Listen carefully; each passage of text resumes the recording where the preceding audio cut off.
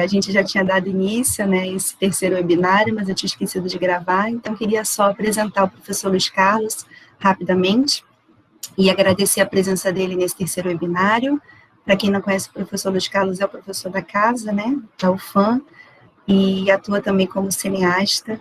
Então, vamos à palestra, eu não vou me alongar muito mais não, tá bom? Então, gente, muito obrigado mais uma vez pelo convite. Muito obrigado, Fernanda. Muito obrigado à turma do PIBID que se empenhou na divulgação, no contato, enfim. Né? Agradeço o privilégio de estar com vocês e de estar contribuindo de alguma forma com o que vem sendo o meu trabalho nos últimos anos. Né? Bom, fiz alguns slides a partir do que... Deixa eu ver se aparece aqui, agora sim.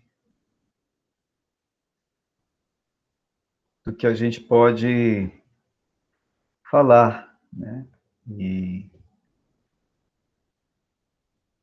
Então, a ideia da palestra é pensar como é que a gente pode, dentro da perspectiva contemporânea de um ensino de língua portuguesa, levar para a sala de aula os textos audiovisuais. Né? Quando eu falo numa perspectiva contemporânea, é aquilo que tem sido conquistado nos estudos da linguagem no Brasil e no exterior nos últimos 50 anos. Né? E como a gente consegue constatar nas escolas particulares, privadas e públicas de Manaus, a gente está pelo menos 50 anos atrasado nessas novas perspectivas, né? Que envolvem concepção de discurso, a concepção de texto, a concepção de uma abordagem socio-interacionista na sala de aula, enfim, que envolvem todo o conhecimento que a psicanálise já trouxe, que a semântica da enunciação, as teorias enunciativas já trouxeram para a nossa área. Enfim, então, o meu objetivo, basicamente, com vocês, os meus objetivos, se der tempo de a gente trabalhar tudo isso, Fernanda, me ajuda aí nessa coisa do controle do tempo, por favor. A gente está 9h12 agora. Pode deixar. Tá. É tentar fazer essa contextualização, né? Enumerar os procedimentos de análise de narrativas audiovisuais, da imagem em movimento, do som, da representação, da comunicação em produtos e processos audiovisuais, né? Constituídos pela perspectiva discursiva materialista. E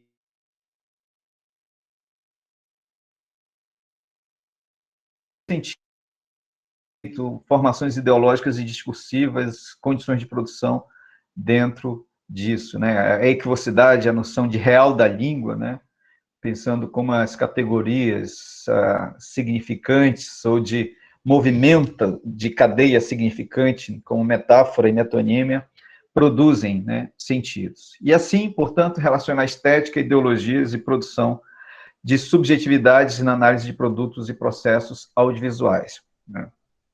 Bom, o que eu diria, né? Primeiro, que a gente precisa estabelecer uma proposta com os estudantes dentro de um projeto didático, após sondagem e cotejamento com os objetivos e competências da BNCC.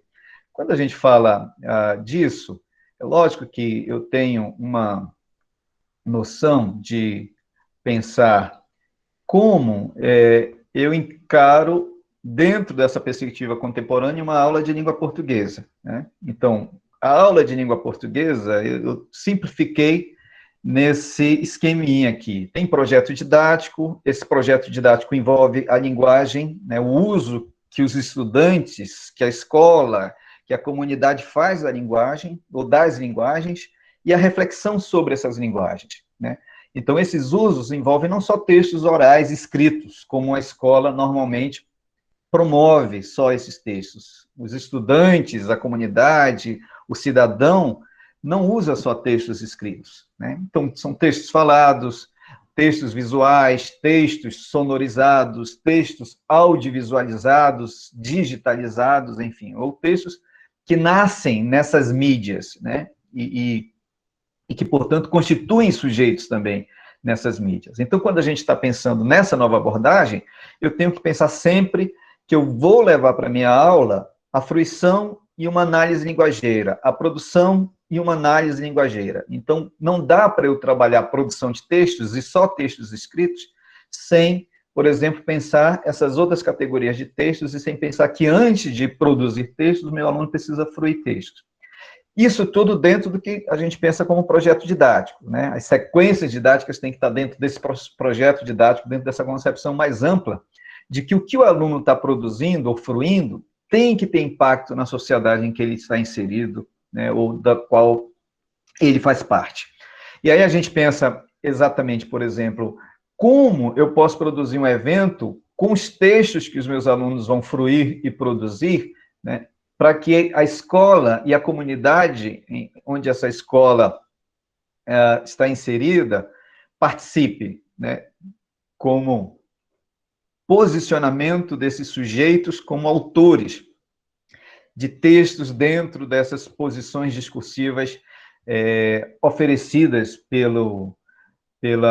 pelas relações, pelas materializações dessas discursividades em textos. Então, eu preciso ser autor, eu preciso me assumir como um produtor consciente que dá conta das estruturas e do funcionamento dos sentidos nesses textos.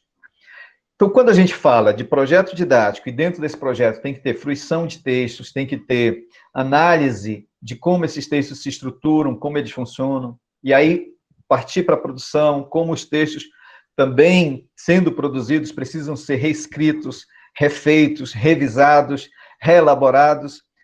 A análise na produção, aí entra também aqueles aspectos que normalmente a escola só enfatiza, né, e não dá a possibilidade da reflexão, do uso que o aluno está fazendo da linguagem, né? Então, quando eu digo análise linguageira, eu não estou só falando de análise gramatical ou análise linguística, né? Ou só de análise literária para os textos narrativos, líricos, enfim.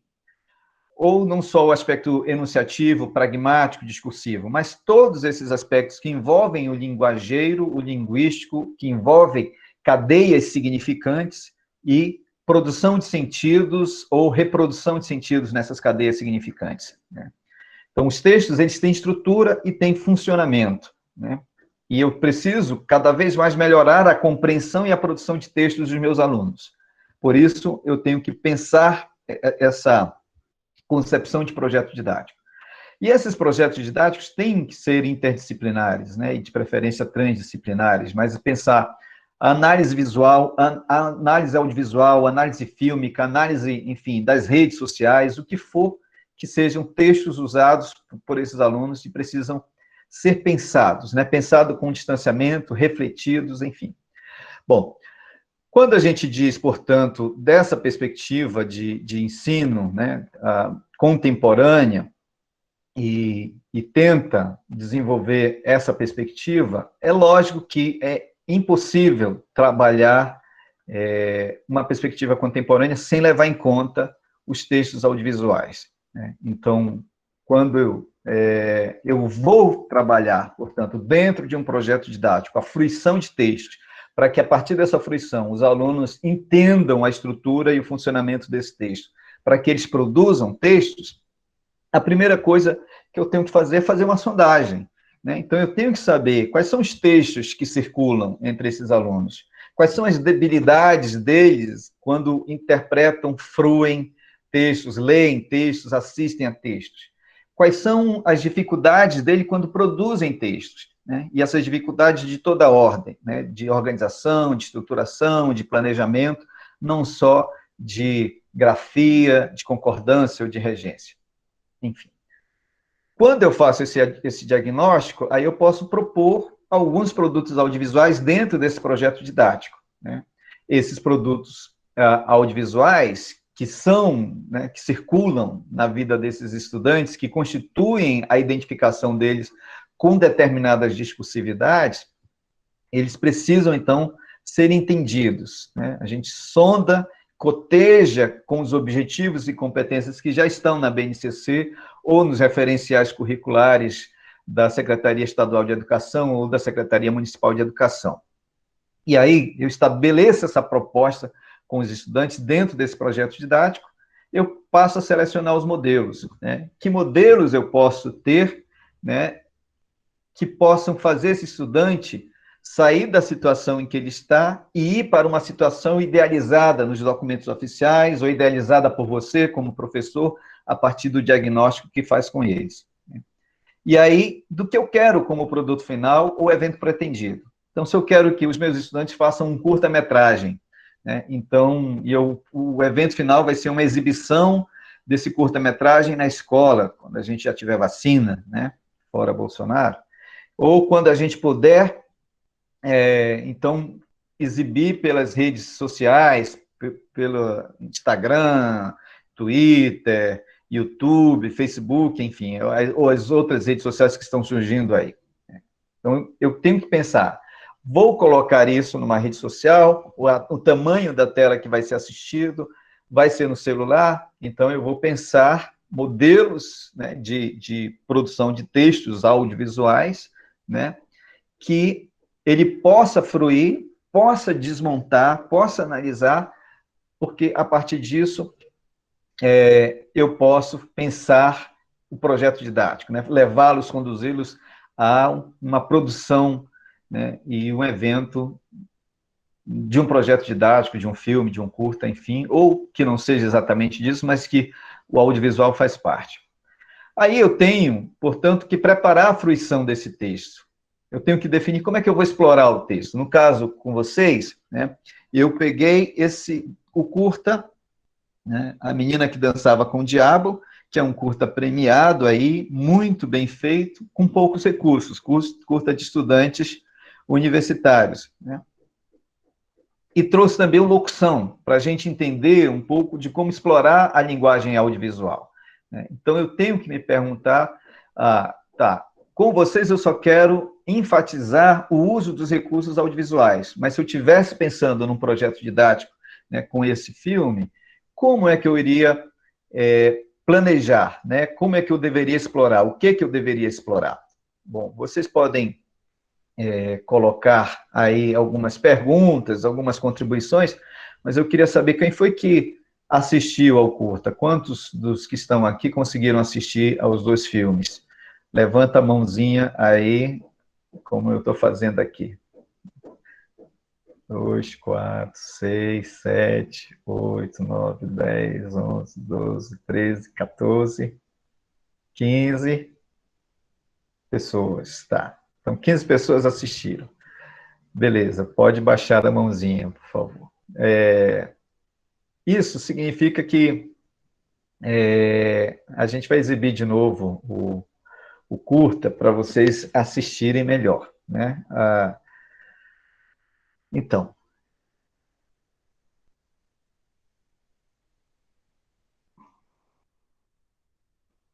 como exploro esse texto? Como eu posso fazer os estudantes atingirem objetivos imediatos de aprendizagem e estruturas mais consistentes para eles aprenderem a aprender, coisa que eles vão precisar para o resto da vida? Então, por exemplo, um produto audiovisual, eles precisam discernir para o resto da vida.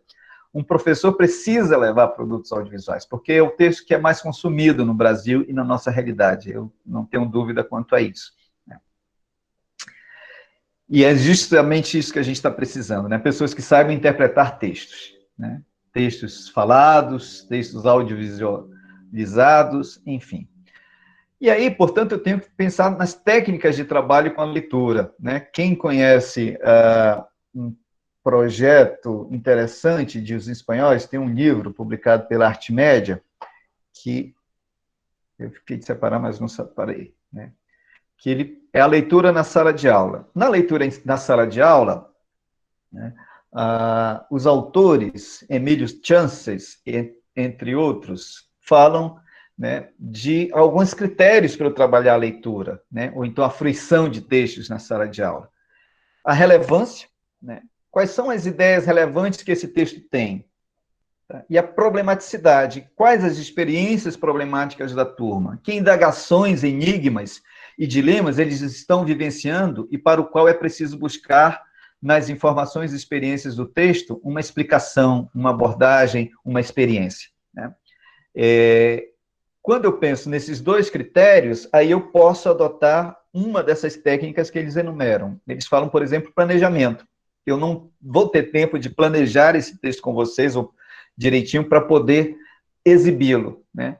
Mas, por exemplo, quais são os conhecimentos desejáveis e viáveis de acordo com os recursos e capacidades dos alunos ou dos estudantes? Que problemas os instigará, os guiará e será o eixo estruturador de sua fruição? No meu caso, eu escolhi textos que trabalhassem, que explorassem recursos visuais e sonoros para vocês entenderem esses recursos para além do conteúdo, né, da narrativa ou do que o texto diz, mas como ele diz.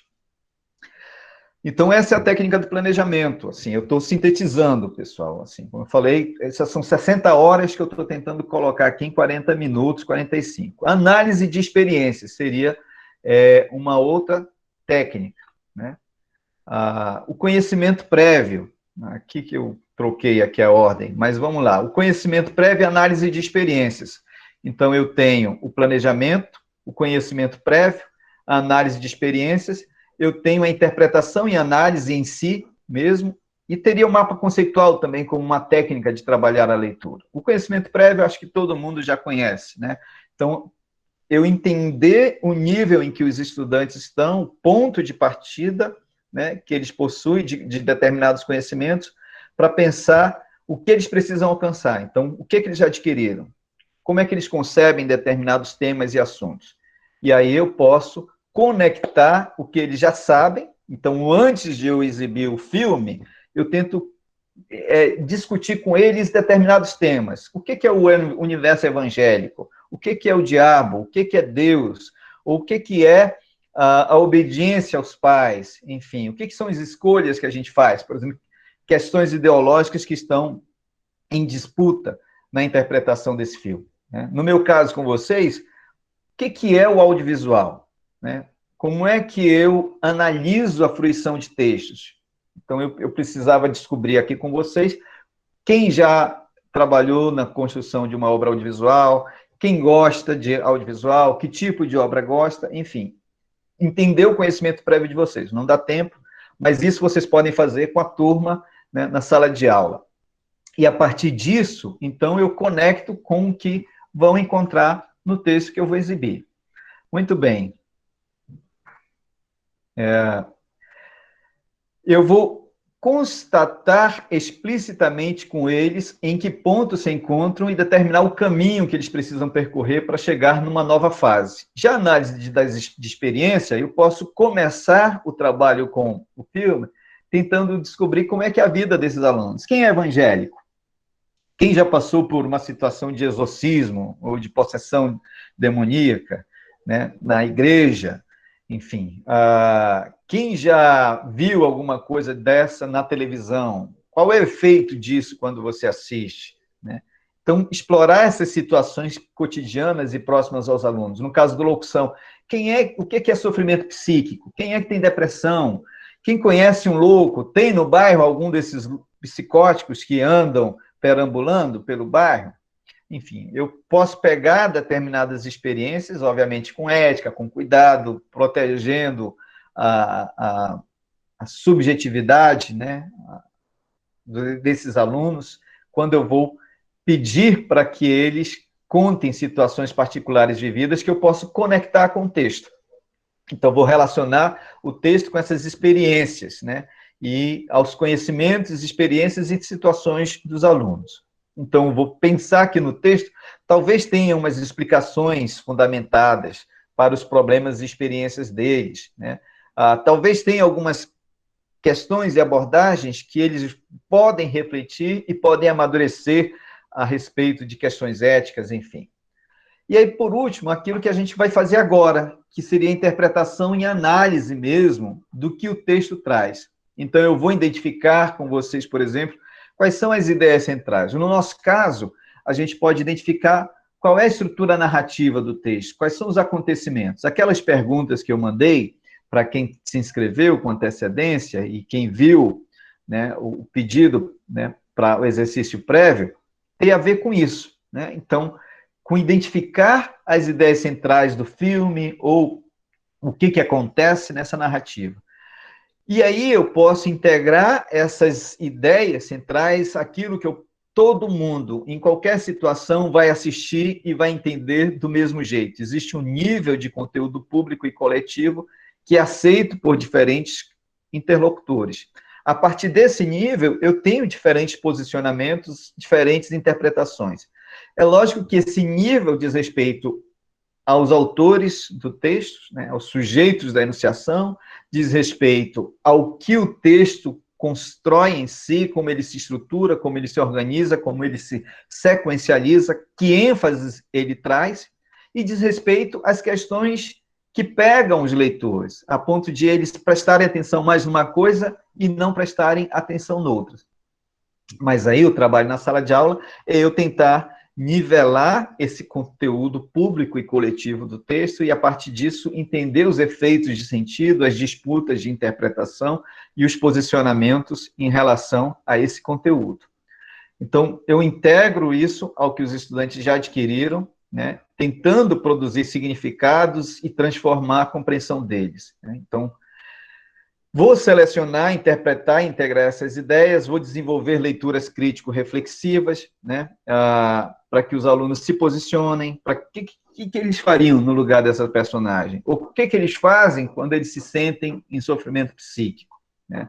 Então, eu vou relacionar e contrastar o contexto em que o texto foi escrito com o contexto desse leitor, desse intérprete, desse espectador, né, das experiências dele. Então, eu posso avaliar com eles, nesse momento da técnica de interpretação e análise, pressupostos filosóficos e ideológicos, lições de vida, valores, enfim, idealizações, ideais, regras e quebras de regras do que você deve ser ou não deve ser, do que deve desejar ou não deve desejar, como deve se comportar ou não se comportar, porque isso tudo são as disputas ideológicas que estão em jogo nas relações sociais, né? Então, dialogar com o autor, dialogar com os juízos críticos, né, expor esses juízos, né, o que está dito ali. Então, como é que eu me relaciono com o que está dito?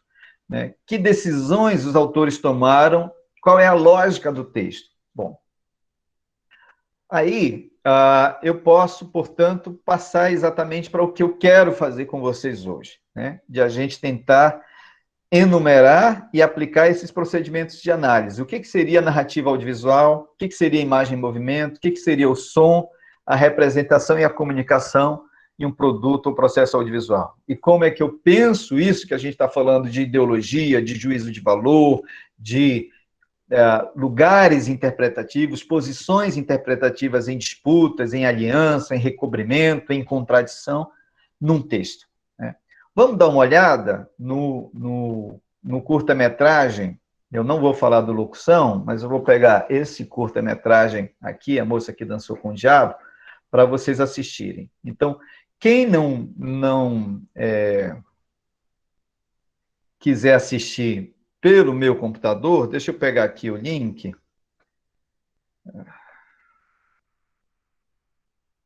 Eu vou colocar aqui, aí você pode até desligar aí a sala e assistir direto, né, do seu...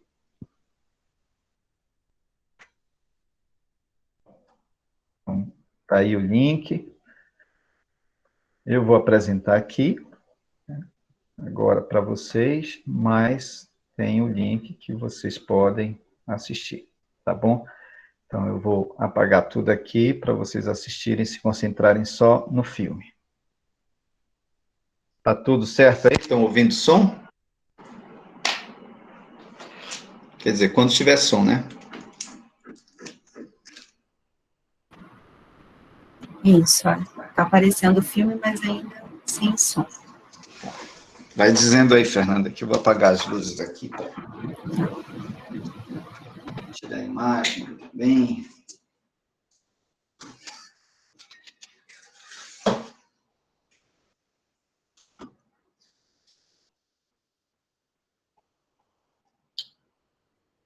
Deixa eu tirar minha câmera.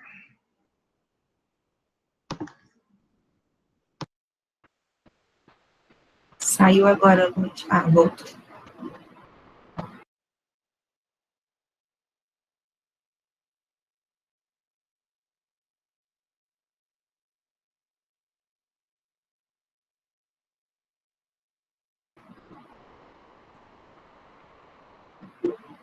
Tá sem som ainda, tá, Luiz?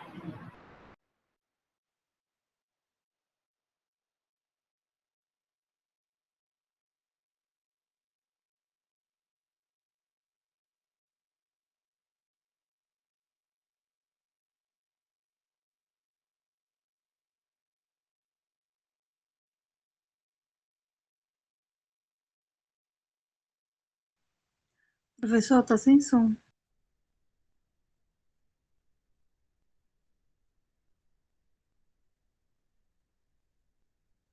O filme começa sem som, mas o som vai já sair. Ok.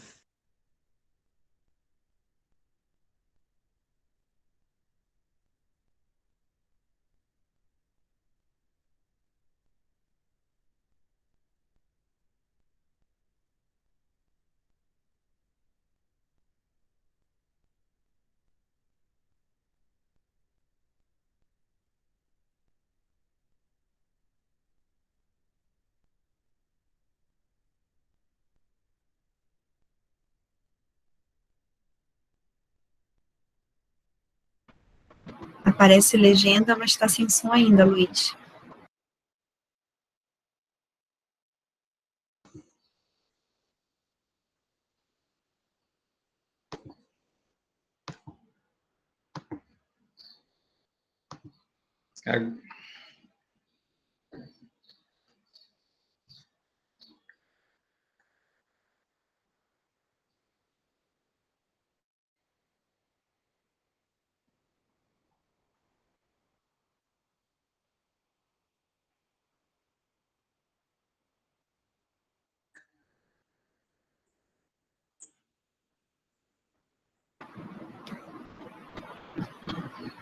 Tá sem som, talvez seja o fone, não?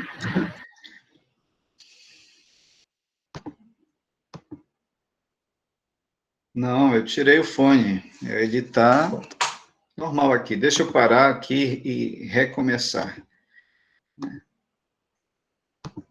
Estão dizendo que você tem que abrir o áudio para sair o som, mas você está com o áudio aberto. O áudio já está aberto. Aqui, assim, aqui também, ó. Aqui ele está aberto. Mas vocês podem clicar no link aí e assistir, não tem problema também, né? Assim, sair da sala para assistir o vídeo, acho que é até melhor. Agora, está aparecendo? Ainda está sem som? Agora está com som. Conseguiu. Só reiniciar mesmo.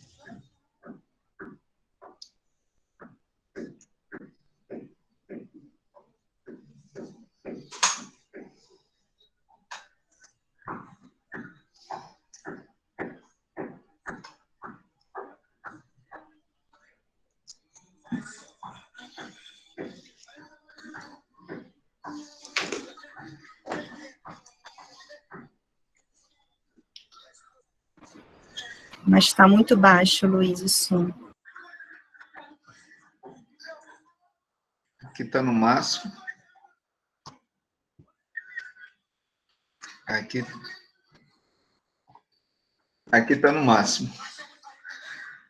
Tem que clicar no link e assistir fora mesmo.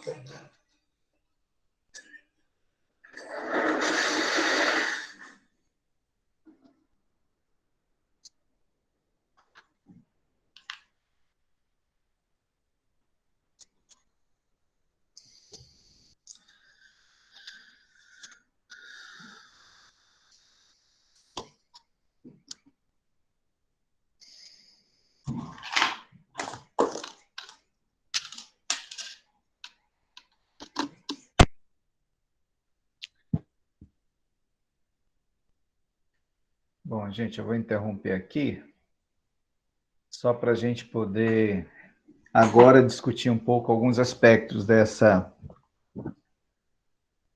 obra e entender os pontos que eu quero trabalhar com vocês de como fruir um texto audiovisual e como analisar esse texto. Então, a gente fruiu, né?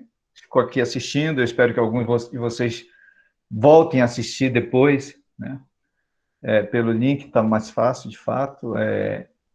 Eu tinha que ter combinado com a Fernanda exibir o computador dela, que talvez fosse mais fácil também. Esse computador aqui é novo, mas... Tá, opa! O YouTube trazendo conteúdo que não deve. Bom, vamos falar agora, né? A gente ainda tem quantos minutos, Fernanda? Tem bastante tempo, ainda são tem meia hora? Tem sim, tranquilo. Tá, então vamos lá. Nessa meia hora eu quero que vocês discutam comigo o que vocês assistiram, né? E aí, obviamente, para eu pensar assim, como eu vou analisar, né? A gente fruiu, a gente podia ter feito um aquecimento para essa fruição, o texto está aí dado, e aí agora eu posso elencar alguns elementos para que a gente possa observar melhor o texto. Que elementos são esses que eu falei de uma análise de texto audiovisual? Quem é que quer falar?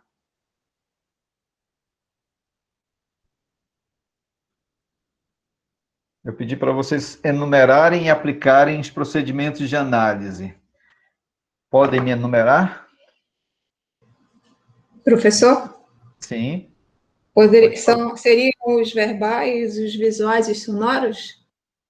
Exatamente. A gente tem... O que seria o verbal? Vamos enumerar essa etapa de análise que envolve o verbal aí.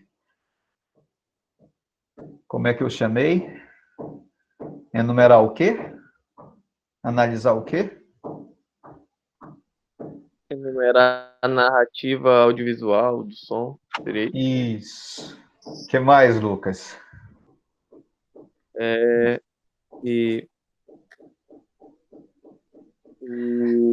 A comunicação dos produtos, é isso? Isso. Uhum.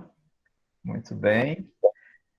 Então, enumerar a narrativa, enumerar, né, ou não enumerar exatamente, mas eu vou enumerar aqui essas etapas. A etapa da narrativa, eu posso trabalhar esse nível, né, do narrativo.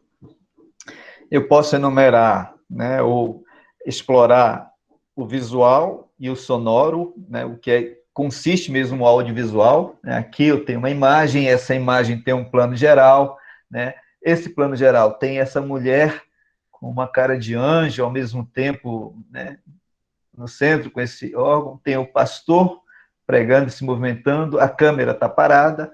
Então, aqui eu tenho um aspecto visual da imagem.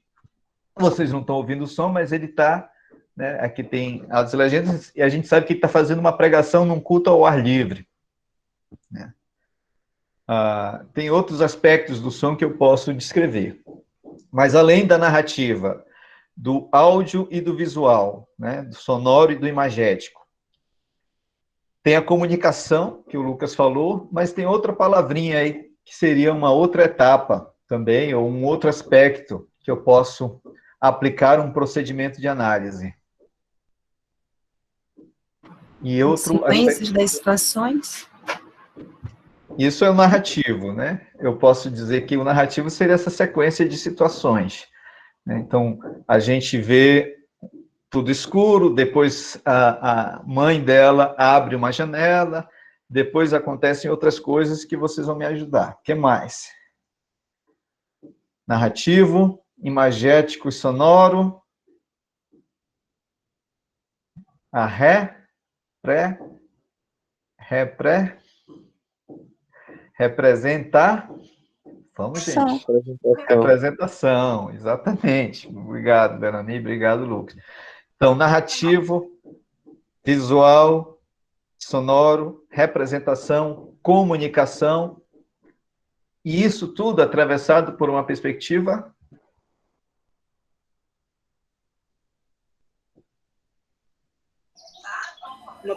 cristã? Não, tem uma perspectiva cristã realista? Foi isso que você falou, Belami? Eu falei materialista. Materialista. Materialista de quê? Que perspectiva teórica que pode atravessar uma fruição de texto? Que faz eu pensar a perspectiva cristã, que faz eu pensar as relações materiais na sociedade? Discurso. Discurso, né? Então, tudo isso é discursividade. Então, o que eu tenho na concepção discursiva é quando eu analiso a imagem e o som, quando eu analiso a narração, quando eu analiso as representações e o modo de se comunicar, eu tenho que pensar que isso tudo está envolvido em discursos, em disputas interpretativas na sociedade, em questões que constituem os sujeitos, que constituem os grupos, as relações sociais e que faz com que haja opressores, oprimidos, exploradores, explorados, né, parasitas, e quem produz riqueza, que esses parasitas sugam só para eles. Então, a sociedade é luta de classes, se move pela luta de classes.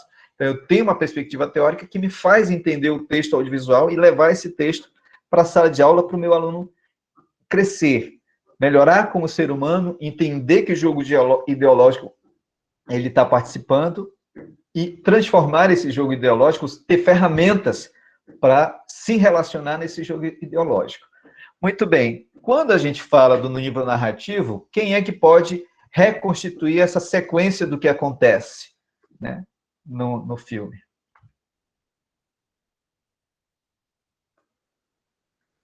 Participem, por favor. A gente tem pouco tempo. Acho que começa assim, a mãe dela abre a janela e eles se perguntam, será se vai chover? Quando eles percebem que não vai chover, eles decidem ir para a rua. O pai e a mãe, pelo que eu entendi, são os pais da protagonista e a moça. Então, o pai dela começa a pregar e ele fala meio que sobre a homossexualidade, uma crítica à homossexualidade, até que a menina canta uma música gospel, mas parece que ela não estava feliz, tanto que ela desafinou bastante. Depois eles vão para casa. Quando estão em casa, na hora do almoço, eles ficam assistindo uma pregação na TV e o pastor está tentando, eu acho que, tirar demônios de uma mulher. Até que essa moça decide ir até o quarto. Quando ela chega no quarto, arruma as suas coisas, uma mala. Aqui mesmo, está mostrando. Isso. Ela arruma a mala e sai de casa. Uhum. Ela vai andando até que ela vai para casa de uma amiga. Quando ela chega na casa da amiga, a amiga vai apresentando coisas que ela não conhecia. Apresenta uma música, oferece um cigarro, em seguida a leva para um bar. No bar, ela apresenta alguns amigos também e chama para dançar um forró. Esse forró também achei um pouco interessante a letra, porque tem alguma coisa a ver com a religião cristã. O retetê, né? Sim. Como é que é? Pegar fogo lá? Como que chama? Nos pentecostais, mas neopentecostais. Até que em um momento elas se beijam, e esse momento que eu não entendi tanto. Quando elas se beijam, que vem aquele fogo e do nada elas somem. Tá. Muito bem, obrigado. Então, a gente tem um narrativo, vejam aí, a Belami sintetizou para a gente o que todo mundo assistiu, né? Então, existe um conhecimento comum, compartilhado, e eu vejo a sequência de coisas. Se eu pedir para vocês fazerem isso do locução, vocês vão ter mais dificuldade, né? Porque o locução, ele tem uma narratividade, tem uma progressão ali, mas no locução, a gente construiu uma noção, usando a linguagem dos sons, das imagens, de psicose. Então, eu tenho uma neurose, um surto neurótico, uma neurose obsessiva, e eu tenho um surto psicótico na locução. Então, a ideia seria fazer o espectador experimentar, se identificar com uma pessoa em surto. Então, são várias vozes que atravessam, várias associações, uma infinidade de sentidos. Aqui não, eu tenho uma narrativa que ela é muito mais calma, né? E ao mesmo tempo, ela tem um modo de explorar menos agressivo a linguagem audiovisual, né?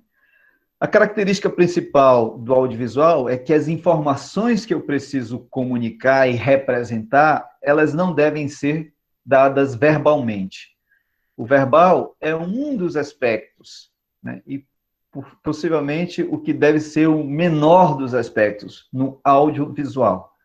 Então, aqui, por exemplo, vocês têm uma representação, né, imagético-sonora, porque eu tenho uma luz vermelha, delas duas, uma composição que me faz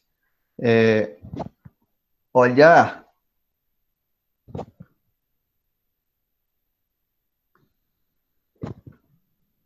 esse quadro aqui, vocês devem estar pensando, tem um muro, tem elas duas conversando, né? E tem a cidade aqui, né?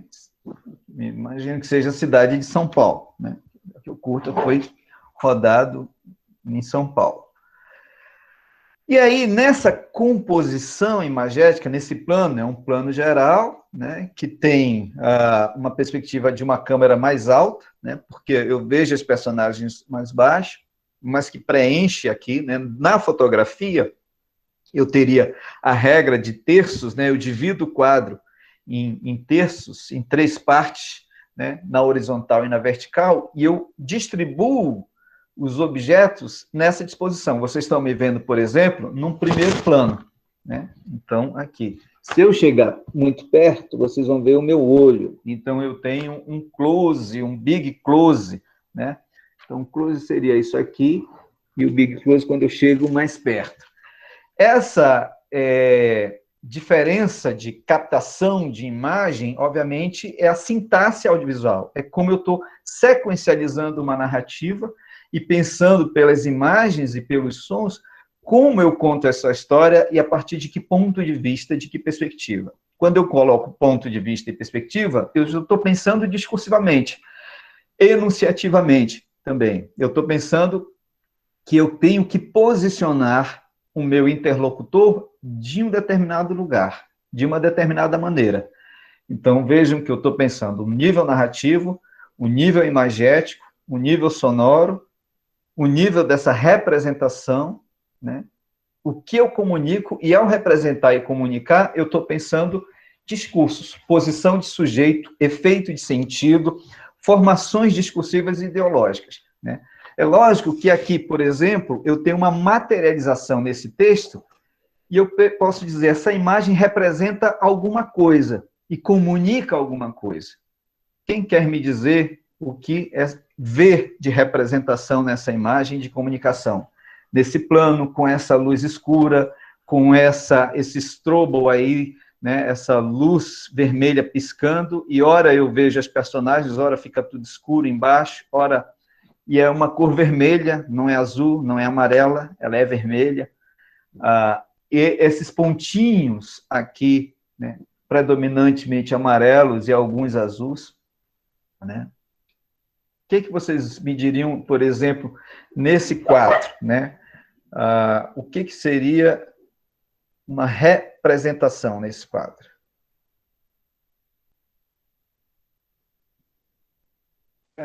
Professor, eu vejo como se essa luz vermelha piscando, ela me lembra aqueles alarmes, sabe? Quando é meio que ele dá um tom de uma coisa alarmante acontecendo.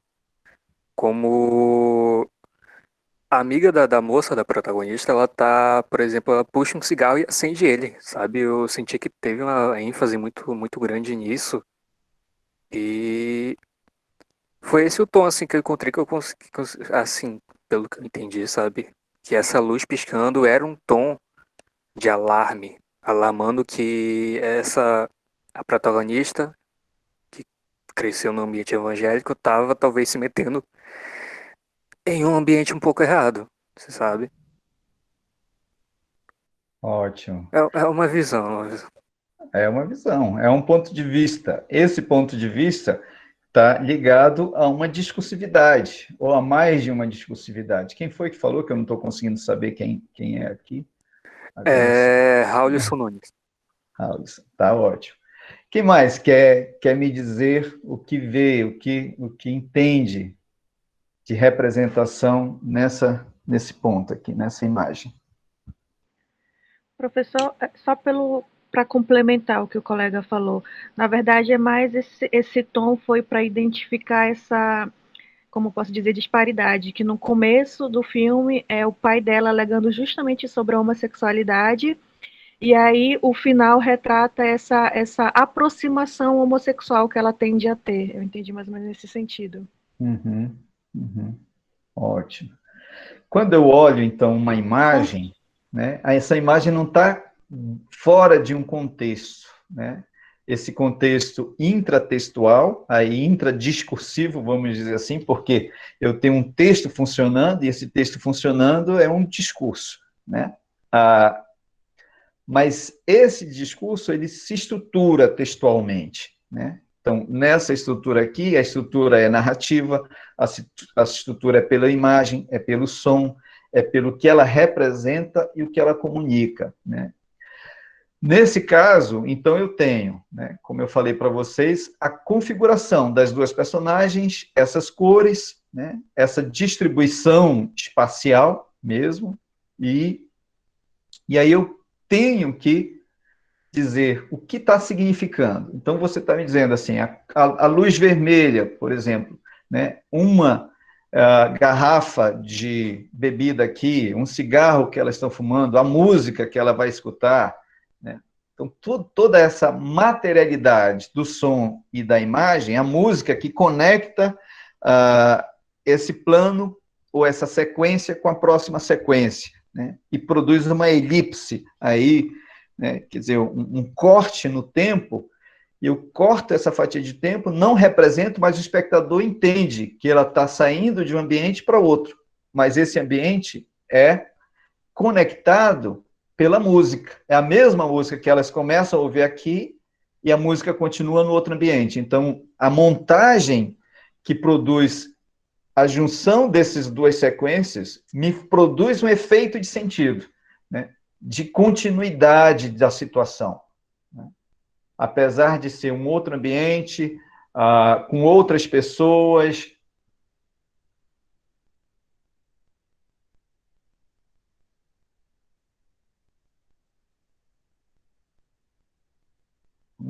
Enquanto eu tenho um plano geral, a música começa a tocar.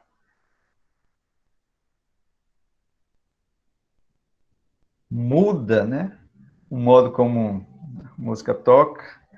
Vem do Big Close, a gente vai tendo um traveling, que é esse carrinho, né? A câmera vai afastando o espectador, está bem próximo dela e vai afastando o espectador. Ela joga esse olhar sedutor, né? Passa a língua, né?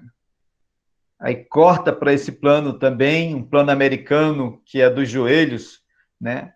Para cima, e é um plano de conjunto, porque esse outro senhor aqui está num plano médio, né, da cintura, aí o bêbado cai aos pés dela, aí ela não se mexe, só desvia o olhar para ele.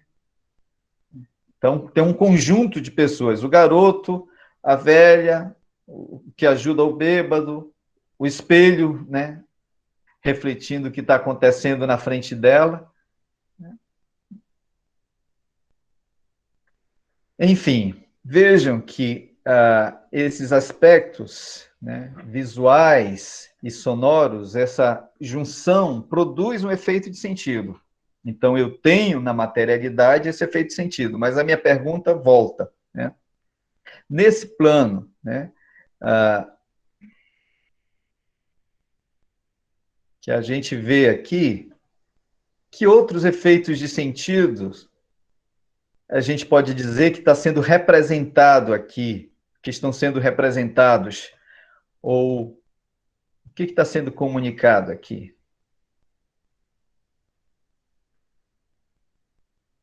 Quem mais quer falar? Professor, uma verdade que a gente tem é que quando a gente coloca a música, né, por exemplo, num filme, numa cena, ela dá uma vida, dá uma situação totalmente diferente, né? Eu creio que Exato. também passou por isso, né? Digamos assim, aquela menina, filha do pastor, a santa, a correta, agora é nossa, ela passou, passou da santa para o diabo, para diaba, É. tipo isso. Ótimo, Lucas. Professor, teve uma parte também que eu reparei sobre a mudança de pôsteres, porque no quarto da menina tinha um pôster da igreja e quando entra no quarto da amiga tem vários pôsteres do Justin Bieber. Tem Justin Bieber, tem os jogadores de futebol, né? Todos os Tem ídolos, NX0. né, da indústria cultural estão ali, né? E a gente percebe também, professor, e ao sair do quarto, ela pega somente a mochila, fica na porta a bonequinha, na cama o ursinho, quer dizer, ela se desvencilha dessa questão menina, que parece que era o que queriam que ela vivesse, e quando ela sai na rua, o que a gente vê? Ela com a mochila, mas a gente ainda não tem ali um aspecto do que realmente ela busca. Tem ali o sol, um amanhecer, como uma esperança, como algo que ela está procurando, que ela ainda não encontrou, que ela vai atrás. E nessa cena, lá na laje, parece assim, a sociedade ali fora, parece que ninguém ainda se encontra, e ela ali dentro, parece que ela está se encontrando, que é aquilo que ela está buscando, é aquilo que ela está querendo, era aquilo que ela estava procurando. Ótimo. As Ótimo, Ceci. luzes. Vocês já estão interpretando, né? Então, eu fruo o texto e analiso isso, interpreto. Bellamy, você ia falar alguma coisa sobre a luz? Sim, as luzes na casa da família dela parece que eram meio escuras, era uma coisa meio pesada. E quando ela vai para casa da amiga, parece que vem uma luz mais clara, uma coisa mais animada. Ótimo. Exatamente. Então, vocês estão entendendo assim, o nível narrativo imbricado a imagem e o som, e imbricado, portanto, com a representação e a comunicação. O produto audiovisual, isso tudo está misturado. É a ideia de uma imbricação material, que é uma perspectiva da Suzy Lagasse, minha orientadora no doutorado, que fala sobre isso. Eu tenho diferentes modos de significar, né, diferentes materialidades significantes, e essas materialidades são reunidas no audiovisual na tentativa de produzir um efeito de completude, né? E aí, ao mesmo tempo, mostra a incompletude. Eu não comunico só pela narração, pela história que está sendo contada. Eu não comunico só pela imagem, ou pelo movimento, ou falta de movimento da câmera. Eu não comunico só pela música, pelos ruídos, pelo barulho, pela sirene, né? Ou por essa luz aí que parece ser um carro de polícia parado perto, né? Quem já viu isso? E aí, de repente, pisca a sirene, né? Como chama? Sirene, né? Aquela luz vermelha a sirene com o apito, né? Enfim, de um carro de polícia. Ou pode ser também um neon, né? Uma placa de neon de um inferninho.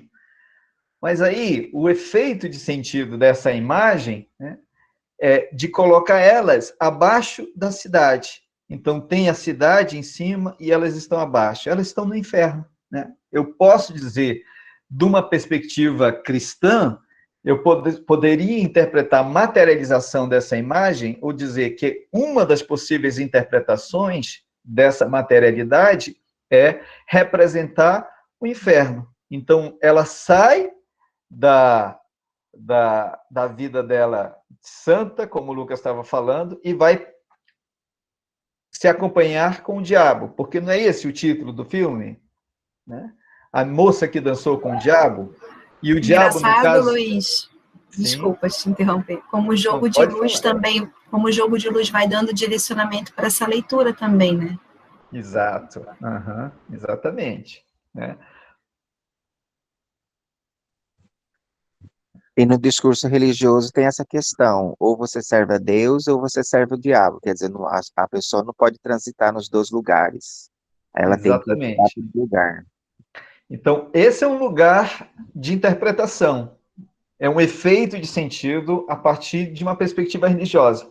Mas aí eu olho os outros elementos no texto, desse texto, e aí eu posso pensar que, sim, quando começa o filme e a mãe dela abre aquela janela, também no escuro, como a Bellamy que estava falando, ou a Ceci, não lembro.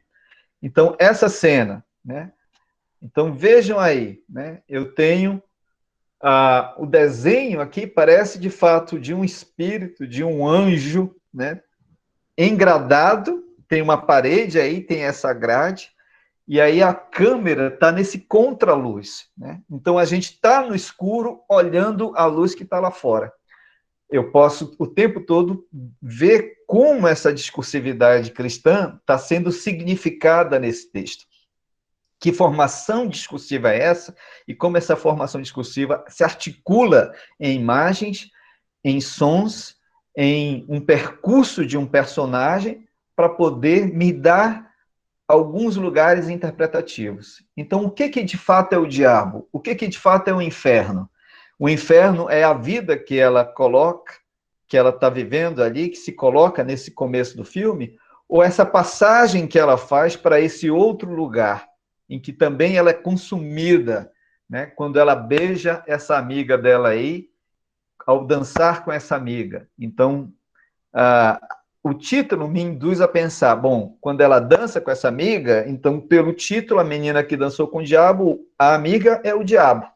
A amiga loira, que dá para ela uma outra perspectiva, um outro posicionamento, uma outra configuração. Então, esse personagem sai de uma configuração de sentido, uma constituição de sujeito, um assujeitamento a uma discursividade, e vai para um outro polo, para outra discursividade. Nessa posição cristã, eu digo, né, a menina, a moça que dança com ela é o diabo.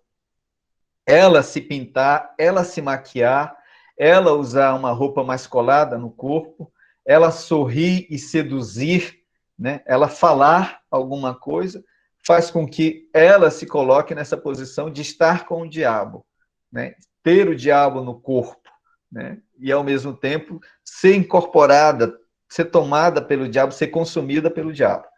Vejam que eu tenho uma passagem. A gente vai terminar, que chegou o meu tempo, e a gente pode discutir um pouco mais desses aspectos. Mas vejam aí que eu falei.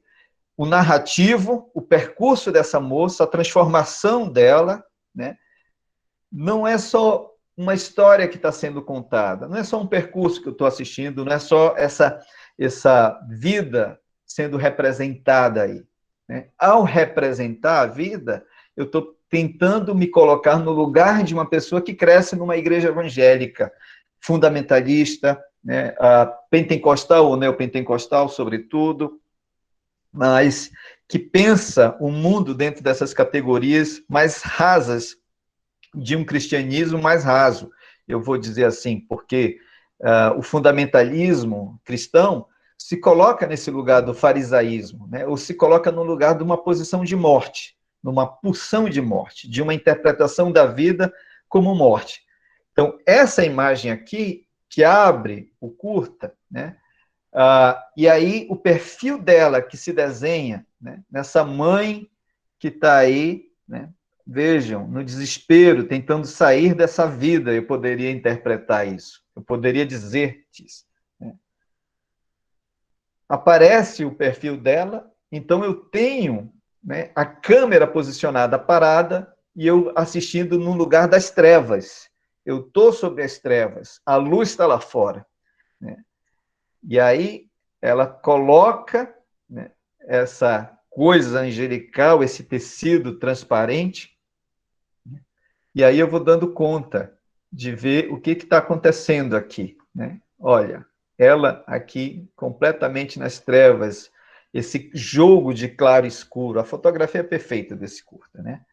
Vai me posicionando. Então, eu sou posicionado nas trevas, olho a luz lá fora, tem uma grade, tem uma parede, enclausurando o tempo todo a situação, né?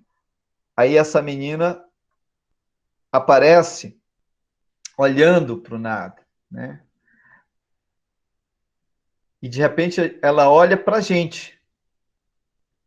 Quando ela olha para a gente, como, né, aqui ela olha para a gente, né? Então eu tenho dois modos, duas situações de ela nos envolver nessa história, de ela nos jogar para dentro dessa narrativa. Eu estou jogando enunciativamente o interlocutor que está fora no filme para dentro do filme. Eu estou prevendo um lugar de identificação desse ser da existência, desse ser de corpo, né? Esse ser que não se representa completamente no texto, mas que tem um lugar para ele se representar, para ele se significar, para ele dizer, olha, ela está falando comigo, ela está olhando para mim, ela está me seduzindo, né? A mesma coisa acontece, né, quando ela está na praça, e aí ela entra nesse jogo de sedução com esse malandro, vamos dizer assim, né? O típico malandro, tatuado, né? Sem camisa, com o boné para trás. Então, vejam que eu tenho um estereótipo de malandragem, uma discursividade de como é um malandro, como se significa um malandro, né? E aí, o jogo dele, a piscada dele, a lambida nos lábios, né?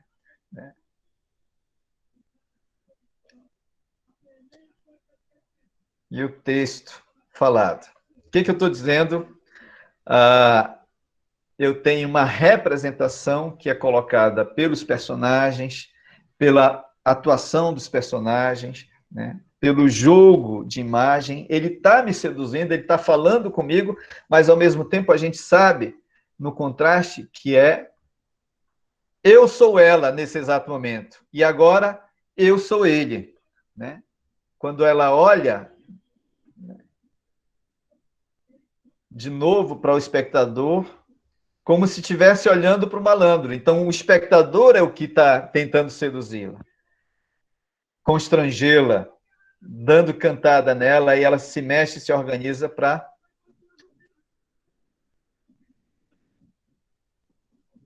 fazer um meio sorriso. Tá bem, gente? Bom, entenderam aí o que é pensar? A narração, a imagem e o som, a representação e a comunicação se dá muito nisso, quando os autores se constroem em forma de significantes, quando os interlocutores são postos de forma significante no texto, né? Essa câmera o tempo todo parada, a câmera só se movimenta quando ela se movimenta para fazer essa transição, essa transformação dela num outro polo de significação.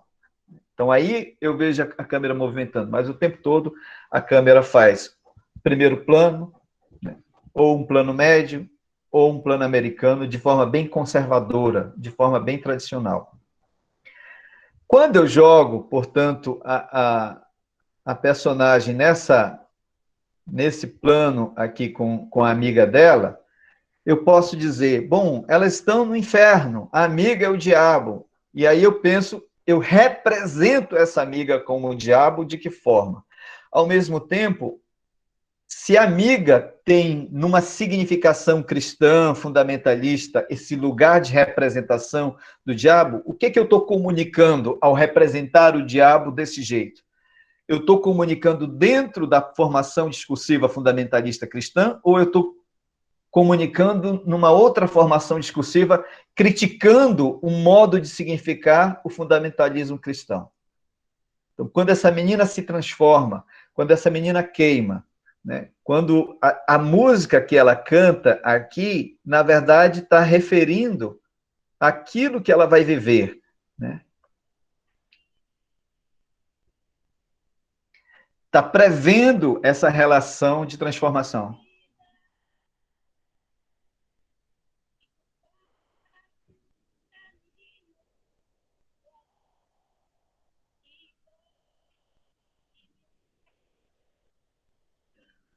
mas sua luz me envolve e me leva ao paraíso. Por quê? Porque eu estou na escuridão. Então, o texto também, os modos de significar, né, estão vinculados no som, né, na canção que ela está cantando aqui, e que tem a ver com essa amiga. Vejam a inversão na comunicação da estrutura de significação cristã. Então, você que é vista como o diabo, você que me leva ao paraíso.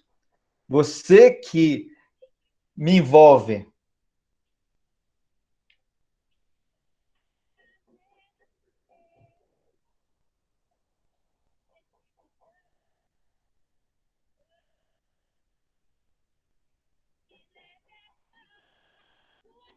Me leve agora, por favor.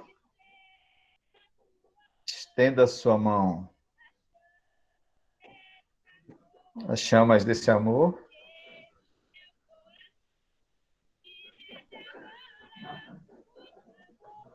Queima o coração. Queimou ela toda, né? Então, ao beijar a amiga, ela se apaixona por essa amiga é o Senhor, é o diabo. Mas será que é o diabo ou será que é Deus? Né? Essa amiga a aprisiona ou a liberta?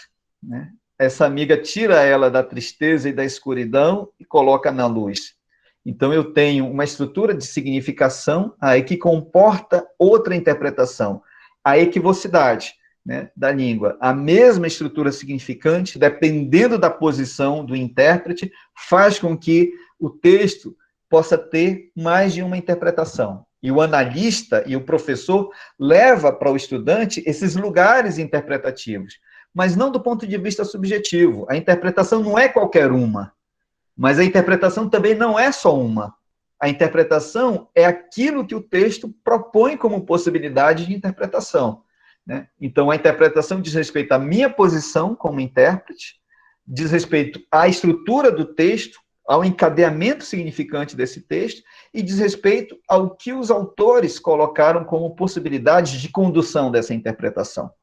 Então, não é qualquer uma, não é o que eu acho, e esse achismo não se vincula, não se ancora nessa organização, nessa estrutura do texto, nesse funcionamento do texto.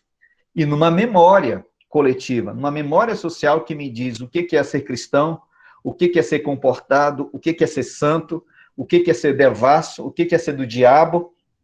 Tem uma memória de significação aí. Mas eu subverto essa memória ao reproduzi-la, ao representá-la, eu trago outros posicionamentos de significação. Dessa forma, eu posso levar ao meu estudante a fruir um texto audiovisual para além do que está sendo contado. Né? Vejam, do ponto de vista sonoro, que além dessa música, né, a voz do pai dela pregando, a voz do diabo, né?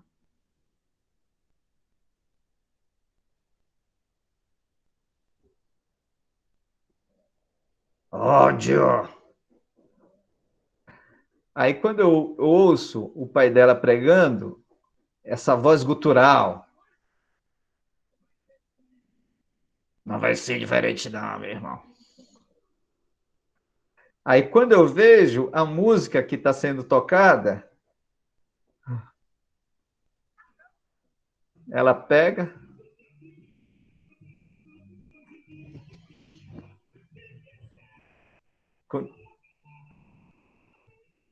A sua pedrada dá valor à minha fé. Então, vejam que a textura da voz vincula o que é de Deus e o que é do diabo aí.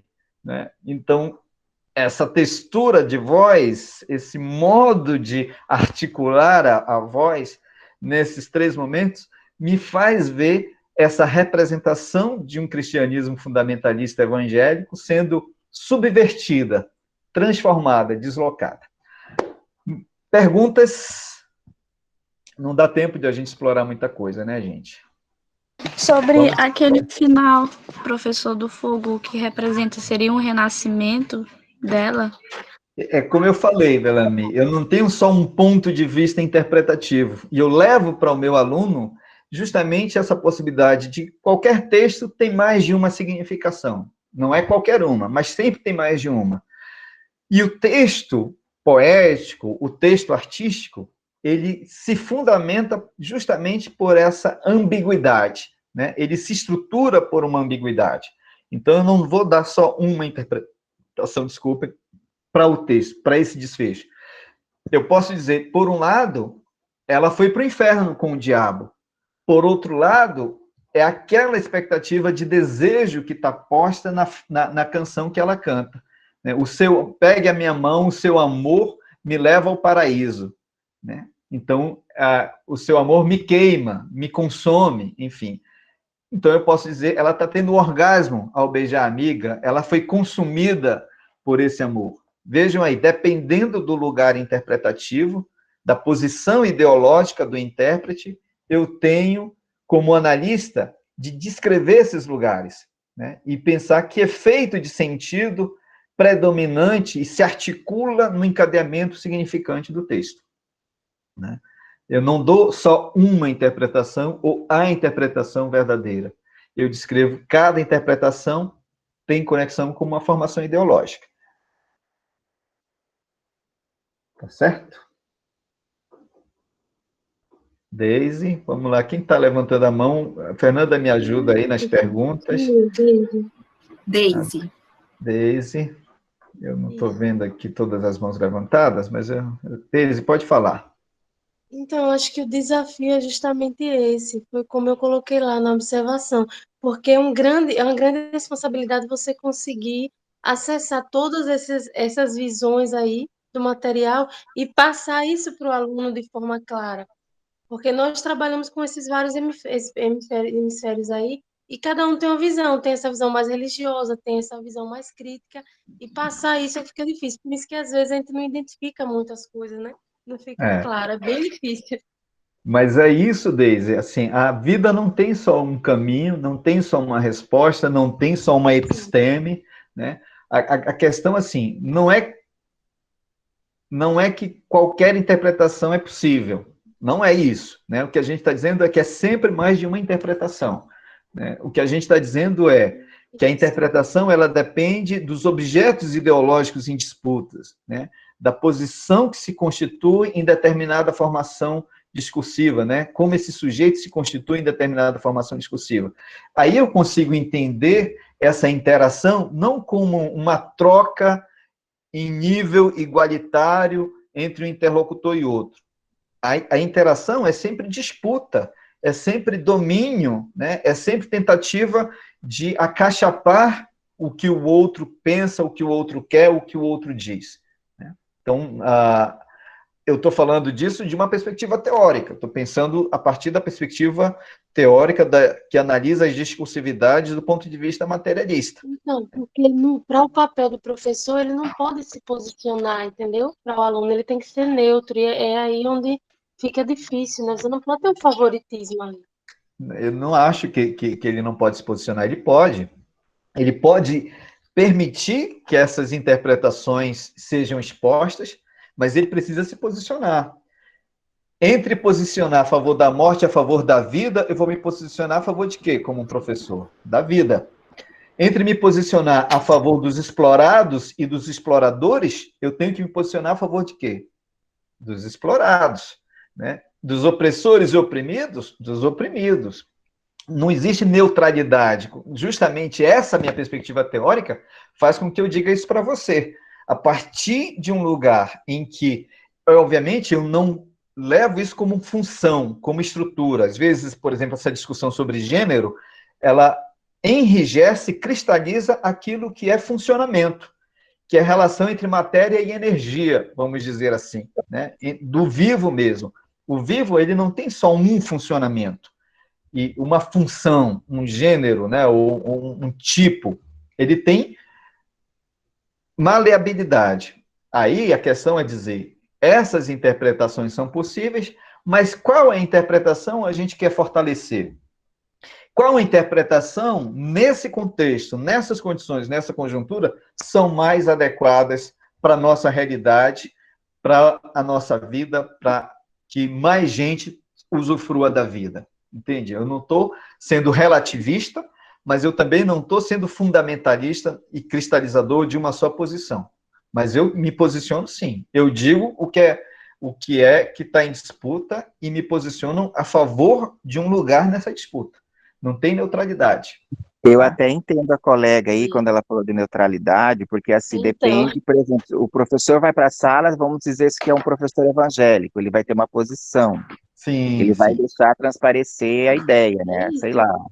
E um professor já, vamos supor, sei lá, ateu, um professor católico, então ele vai deixar prevalecer uma interpretação no aluno. Aí é a hora que talvez É, gera um pouco até, e tem até evangélicos também na sala, vai ter uma interpretação, outros que, é, né, várias posições sujeitas, vamos dizer assim. Então, exatamente. professor, eu falei porque em determinada aula, no período passado, eu sofri isso assim, quanto à literatura, e eu não gosto de Monteiro Lobato, entendeu? Você me confunda, eu não gosto. E eu disse, e o professor meio que repreendeu, porque ele disse assim, que eu não poderia levar esse eu não gosto para uma sala de aula, entendeu? E dizer aos Pode alunos, eu sim. não gosto. Aí eu fiquei com isso na minha mente, eu aprendi assim, então eu não sabia, mas foi bom tirar essa dúvida. Que Que bom que eu vou bom. poder dizer que eu não gosto de Monteiro Lobato. Pode dizer Deixa. sim. É possível dizer que não gosta de Monteiro Lobato. Agora sim, eu vou matar e destruir quem gosta, né? Não. Sabe? Eu quero matar quem quer matar a maioria. Aí tem que matar, né? Quem mata a maioria, quem destrói a maioria, eu tenho que matar. Eu não vou dizer, não, ele tem direito a matar a maioria. Entende? Ele tem direito, é a opinião dele defender a ditadura, defender a tortura. Não, não. É isso que eu estou dizendo. Uma posição que defende a morte e a vida, não é relativismo. É dizer assim, eu estou defendendo a vida. Então, se alguém defender a morte, essa pessoa tem que ser detida. E detida de qualquer modo. Se for preciso, ela tem que ser detida com a morte. Né? Eu estou dizendo isso pensando assim, Hitler, né? Um favor que alguém fez à humanidade de um cara que matou 6 milhões de pessoas. Então, não é um relativismo assim, não, tem direito a ser Hitler, vamos deixar o Hitler fazer o que ele quer. Não, não, não, não, não, Tem não. seguidores, né? Até hoje. Impossível acreditar, mas tem. Exatamente. Gente, tem mais mão levantada aí. A Fernanda vai dizendo aí o tempo, Fernanda, por favor. Tá, é o Paulo. Mas eu queria, antes de passar a palavra ao Paulo, só retomar uma questão aqui para a Deise, que eu acho que há muita confusão nessa questão do posicionamento ou não do professor. O professor é um sujeito, né? E como sujeito, nós temos pontos de vista, nós temos formações de diversas ordens, né? Pela educação, pela crença, pelas leituras que fazemos, enfim, são diversas situações que nos constituem. E não tem como a gente anular isso, né?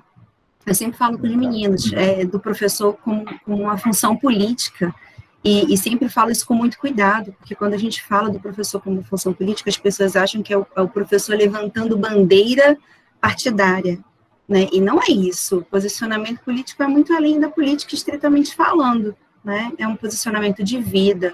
Então, assim, nós temos posicionamentos, nós nos posicionamos, podemos até não querer ser diretos, mas isso vai escapar de alguma maneira, né? O que a gente tem que tomar cuidado é de não impor o nosso ponto de vista, eu acho isso, né? Respeitando a diversidade de olhares, eu acho que a questão é essa, assim. Independente do que eu acho, eu vou colocar o que eu acho, vou defender, vou tentar sustentar, mostrar o porquê eu penso dessa forma, né? Tentar encaminhar o aluno para esse direcionamento de raciocínio que sustenta a minha posição, mas eu não posso impor isso, né? Essa é a questão. Okay?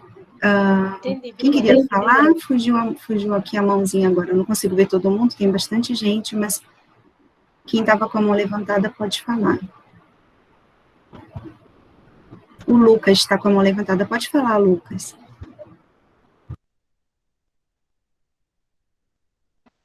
Lucas Alencar. Não tô não, professora, com a mão levantada. Não? Tá levantada, você deve ter esquecido de baixar da outra vez. Gente, eu não consigo visualizar todo mundo. Ceci, quer falar? Sim. Na verdade, eu gostaria só de deixar uma contribuição, porque, primeiro, eu aproveitar e agradecer a oportunidade de estar participando. Achei a temática muito interessante, porque, enquanto professora de escola pública, os professores de escola pública são chamados a produzirem documentários no âmbito da Olimpíada de Língua Portuguesa. e os documentários geralmente são produzidos nos primeiros e segundos anos do ensino médio.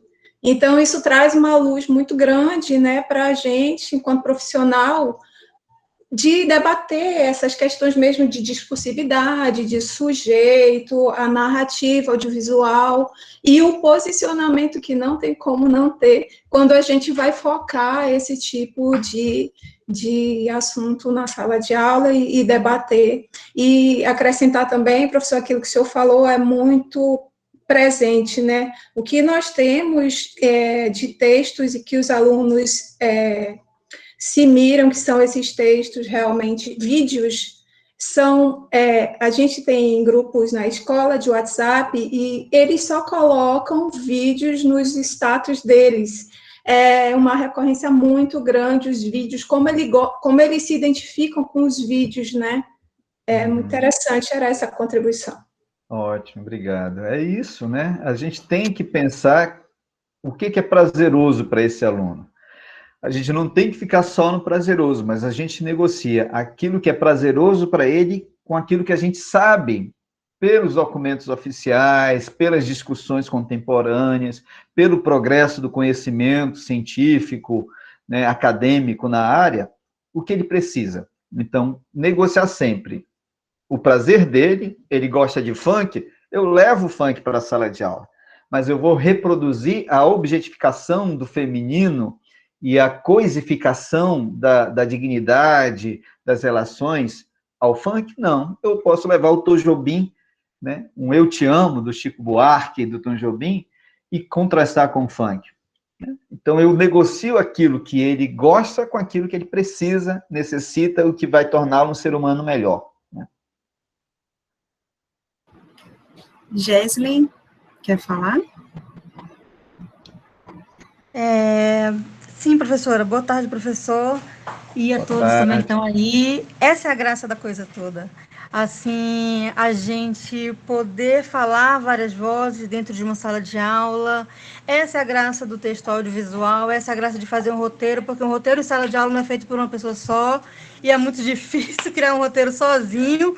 Imagina criar um roteiro com alunos do ensino fundamental, alunos do ensino médio. A graça da coisa vai ser que eles vão poder olhar com vários olhares e não só com um.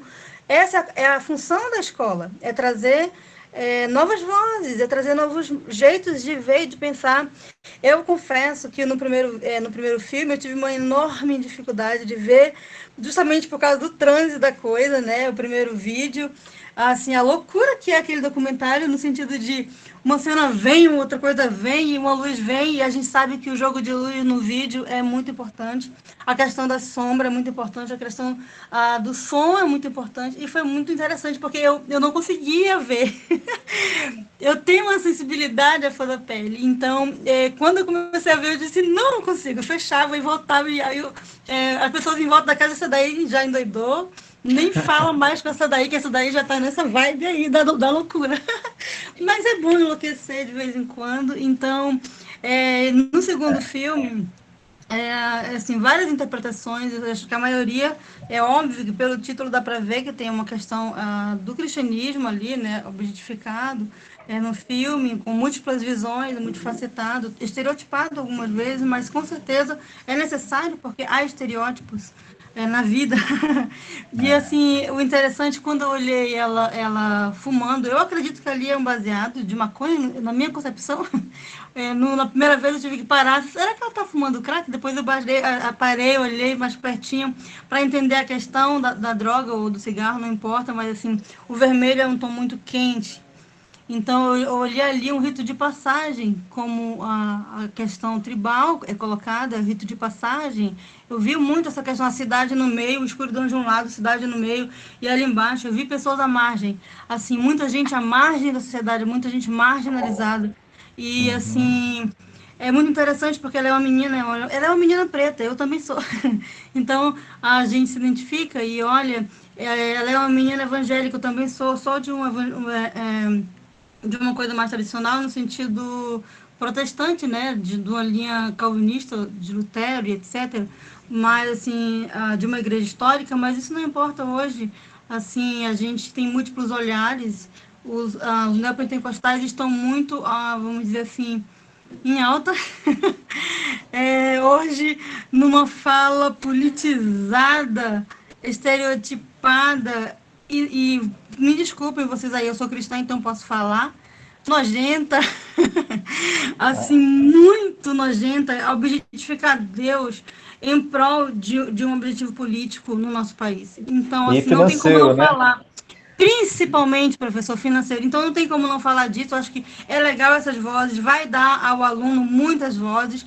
E eu acho que, enquanto professor, nós não somos nulos, nós não somos neutros. Mas, porém, todavia, é óbvio que a gente tem que deixar os alunos falarem. E eles vão ter o Exato. jeito deles de interpretar, mas a gente tem que mostrar o jeito científico de interpretar. Há um jeito, né?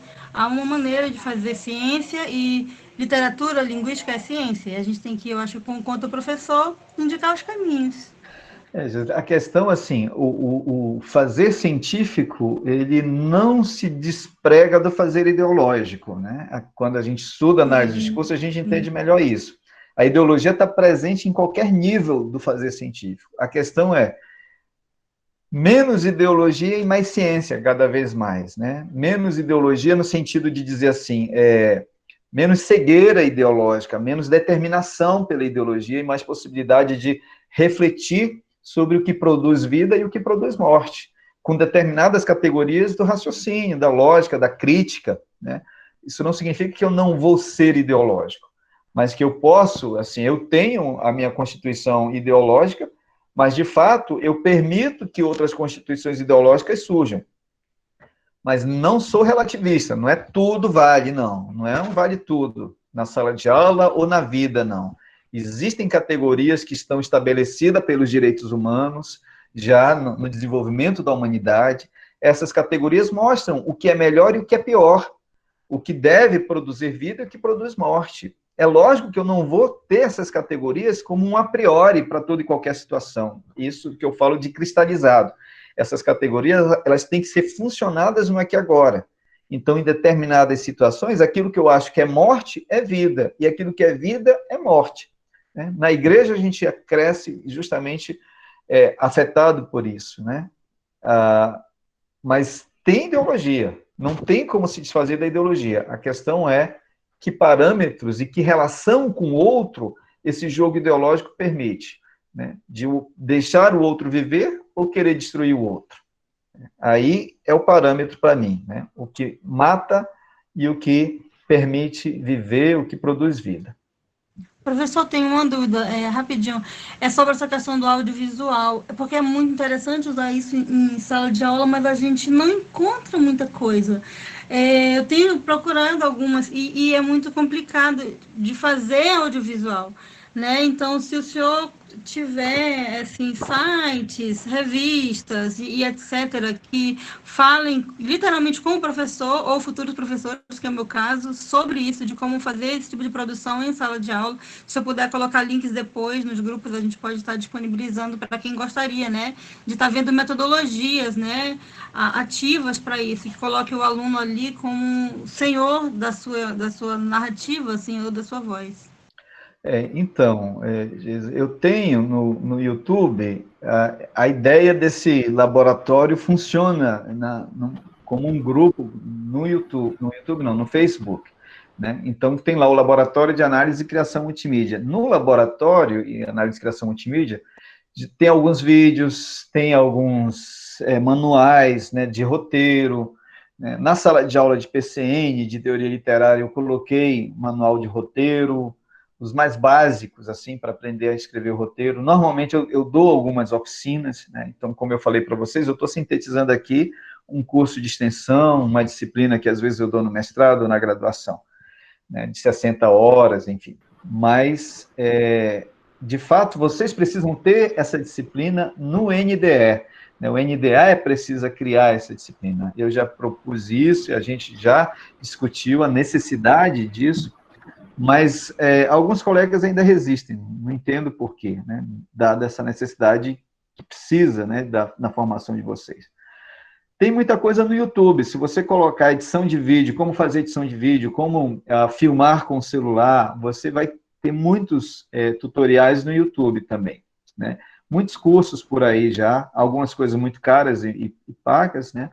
Mas a minha proposta é justamente que o meu grupo de pesquisa crie esse laboratório de análise e criação multimídia. Eu estou esperando abril acabar, porque está muito trabalho, para em maio eu estruturar o projeto e aprovar no colegiado, na faculdade, mandar para a Propesp e a gente conseguir financiamento, fazer vaquinha virtual para comprar computadores, para editar vídeos, para aprender a filmar com o celular, a manipular a luz no celular, o som no celular, para poder levar isso para a sala de aula. Tá? Tem coisa, bastante Luiz, coisa. você pode encaminhar também o link depois para mim pelo WhatsApp, que aí a gente disponibiliza lá no Insta do PIBID, no Facebook, tá bom? Se você autorizar, a gente faz isso. Mas aí vocês lembrem, na hora, porque tem gente que entra para vender coisa nos grupos e tal, então coloquem assim, eu assisti a oficina, né? Lembra assim na hora de... Deixa eu ver aqui, cadê o link do grupo? Que eu já posto aqui, aí vocês podem ver. Gerenciar notificações. Deixa eu ver aqui. Enfim. Mais alguma coisa? Alguma pergunta? Tem bastante mãozinha levantada aqui, só que a gente já extrapolou bastante. Já são 10h50, pessoal, então a gente vai ter mesmo que encerrar para não ficar muito longo o vídeo lá no YouTube depois, tá bom? Mas eu queria agradecer a participação, o interesse de todo mundo também, as contribuições, aqueles 15 que também conseguiram assistir antes, fazer a tarefa de casa, parabéns, tá? O pessoal está colocando, que pena. Então, se vocês quiserem ficar conversando comigo aqui na sala, eu fico aqui na sala até, são 11, até mais meia hora, por aí. Aí você pode encerrar o vídeo. A gente fica conversando aí, não tem problema. Tá joia, gente. Então, Luiz, só para concluir aqui a gravação, mais uma vez, obrigada, tá? Pela sua participação, pela generosidade. Obrigado também pelo por convite. nos trazer um pouquinho disso que ainda é muito novo para a maioria de nós, né? É verdade. Gratidão pela presença aqui, tá bom?